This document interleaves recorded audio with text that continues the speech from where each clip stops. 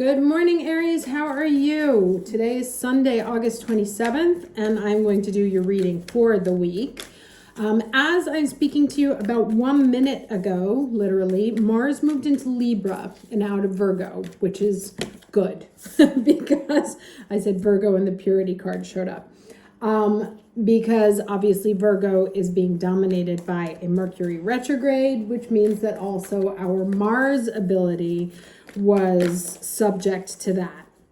And yesterday I had an insane day fighting with an offshore call center, a German airline, and a Japanese airline. It's been a week. Anyway, okay, active week this week. Like I said, Mars just moved into Libra. That was also why I wanted to wait and do the reading today. Uranus goes direct tomorrow. And then we have full moon in Pisces. And that's kind of a heavy one because it's in our 12th solar house. So very karmic. Opposed and has a wide conjunct to Saturn. Which is the house of karma also. So this should be an interesting week for you. Let's go ahead and get into the cards right away. We are also, unsurprisingly, standstill. We are also in the last week of Venus's retrograde in Leo.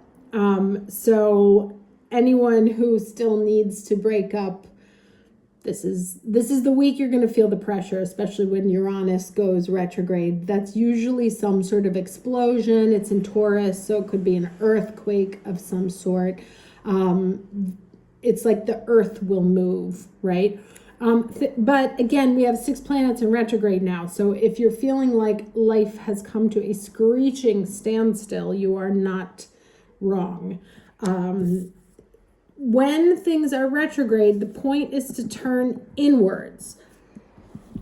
The personal planets, Sun up through Jupiter, are turning inward on ourselves, Saturn more or less. And then the outer planets is culture taking a look at itself, right? So right now is a moment of tremendous reflection. You see the pelican there staring into the sea, not the sea, but into the water, looking at its reflection, right?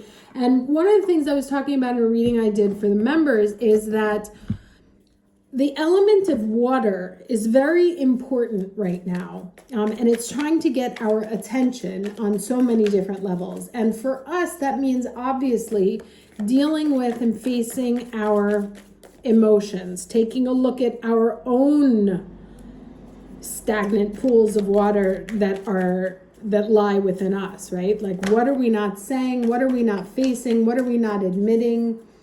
And how is that not looking at it or not dealing with it shaping how we behave and interact with others? Now, let's get the challenge for the week, please. Harmony, 10 of Cups. Yeah, I said this is going to be a bit of a challenging week. Now, the 10 of Cups coming here, and the challenge can mean, like I said, this can be relationship drama. This can be wishing for something that's peaceful, but it doesn't seem to be coming. An equal partnership, which can be romantic or non-romantic. It could be professional also. Longing for something that just doesn't seem to be showing up as of yet, right? Because of this standstill energy. Now let's get the lesson. So you may be a little bit frustrated this week. But the idea is not to be frustrated so much as just to sit with it. Pay attention to what you're feeling in the moment you're feeling and interview it, like this. Like, what's in your heart? What's making, like, when that feeling comes up, see how this person's eyes are closed in reflection? Put a name to it, put a face to it. What is that feeling coming from? Is it coming from the past? Is it coming from the present? Is it triggered by someone else? What's making you feel that way? And then the lesson of the week is this nice little lion courage card here. So let's take a look at that.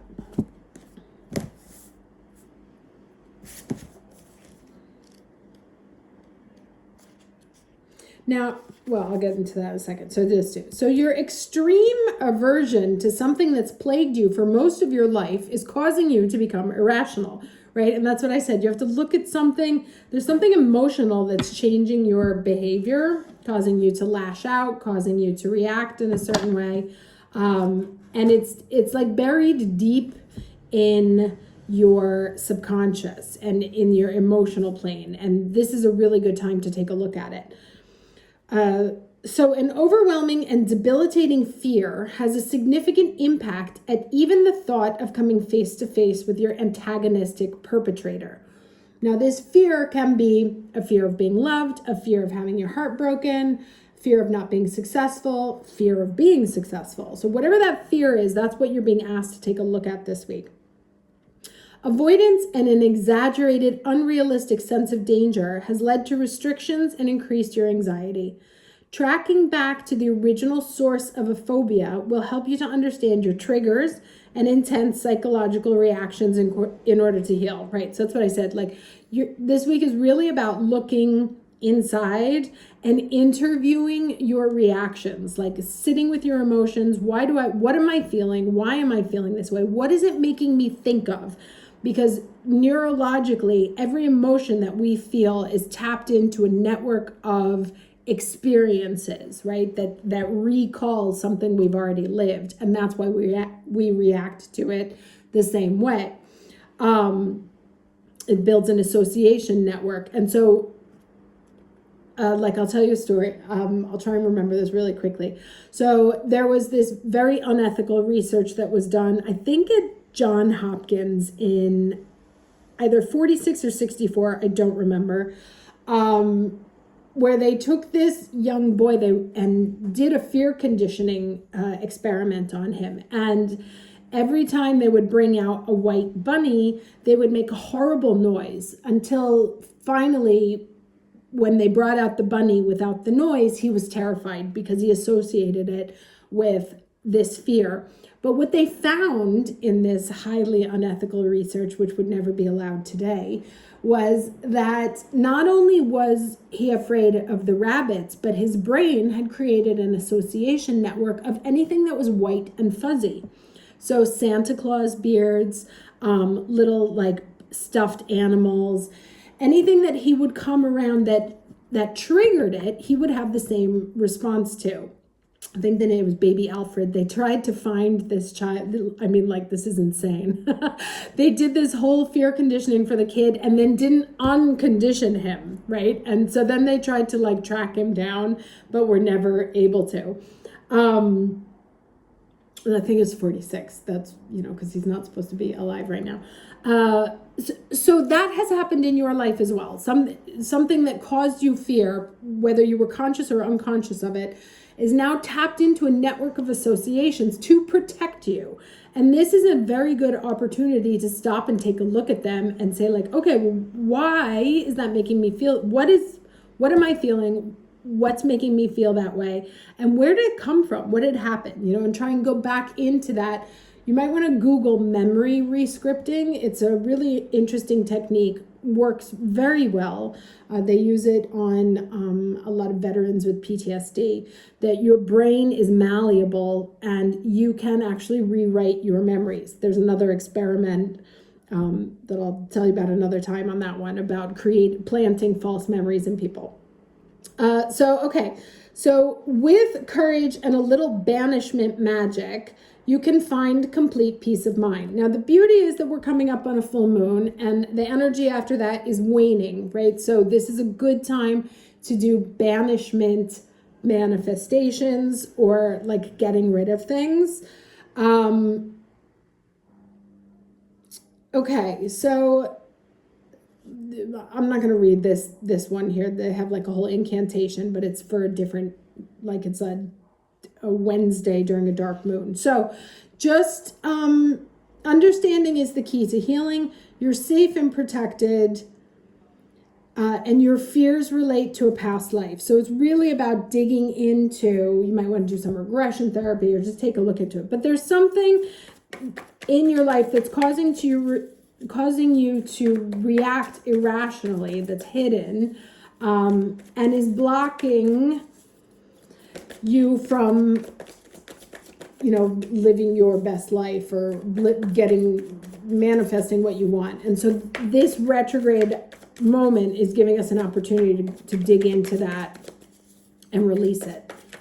All right, let's get 3 cards for the week. Yeah, all right, so there we go. Geez, 10 of Swords, 8 of Swords. So yeah, fun energy. At least they're getting less. One more card, please.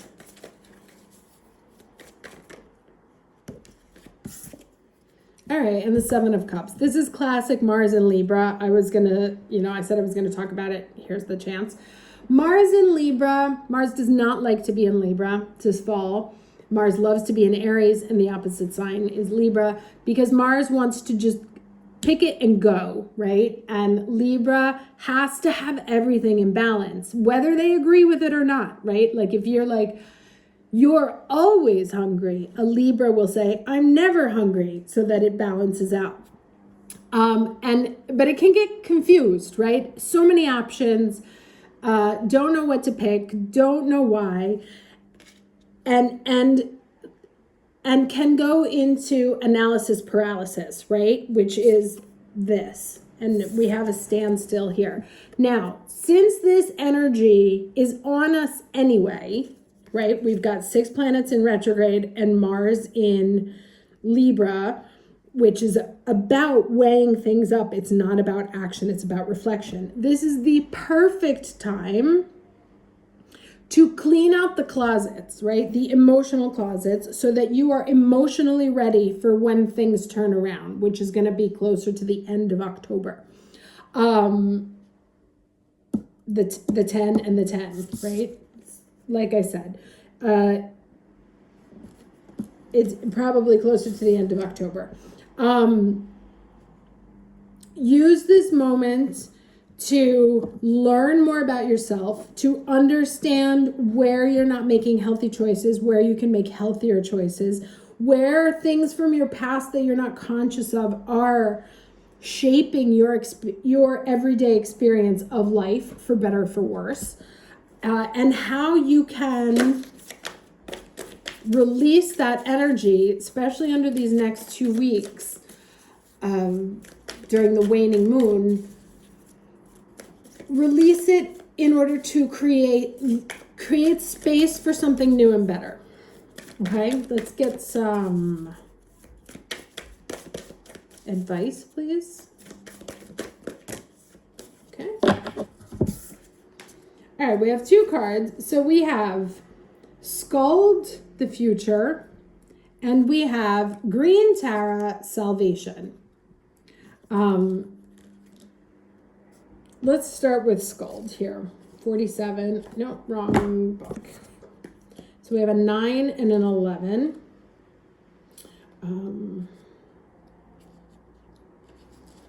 Okay. So, as you set your intentions for the life you desire, the Norse goddess Skuld comes to show you glimpses of your future. You experience these magical journey markers as flashes of insight and moments of inspiration. And that could also be this, right? That it's not clear, like the steps to what it is, but you start to get visions of the what it could be.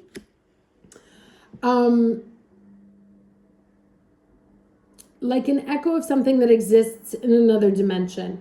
It's fun when things turn out exactly as you predicted, but remember that the essence of your intention means more than its form. Meaning, I want a new job that makes me happy, that I am valued in and pays me well, creates more space for the universe to respond than I want that very specific job there. So remember to leave your options not necessarily wide open, but to create enough space that the universe can bring you something better than what you're imagining. The goddess Skuld, who rules the destiny of gods and men, says remaining true to the moment is your greatest power, right? And that's also what dealing with this past shit is, because the past is conditioning, like the things that are happening in your brain subconsciously are conditioning your experience in the moment. And if you're able to release it, you can actually put into place the mechanisms that you need to change your behavior going forward. Now, this is a very long psychological discussion, so I won't get into it now, but your past behavior is affecting your future behavior unless you become aware of it and make the conscious tiny little steps to veer slightly into a different direction, right? But in order to fix it, you have to see it first. And that's what this energy is here to do for you this week. So it's like, it may be triggering feels, but instead of ignoring them or being like, oh, it'll pass, especially because it's a Pisces moon, right? So they're going to be important. Dig into them, dive into them, give them the importance that they are trying to take. They are trying to help you, but in order for them to be healed and released, you must take a look. Okay, yeah. So in order to claim the future, you must attend to the now. Okay, so let's look at the next one, Green Tara 18. The divine has intended you into being and given you the assignment to explore life through certain perceived limitations. You are meant to learn about life and all its complexities, especially learning about how to be in community with others. Green Tara, a Tibetan goddess, also known as She Who Saves, says that you will never be alone in life's journey. The compassionate savior goddess of intimate friendship will ensure that the right people will show up for you at the right time. Green Tara reminds you that your needs will always be met. You don't need to know the how, right? That was what we were talking about here, as that is her domain. You just need to trust, and the goddess Green Tara will use her magic on your behalf.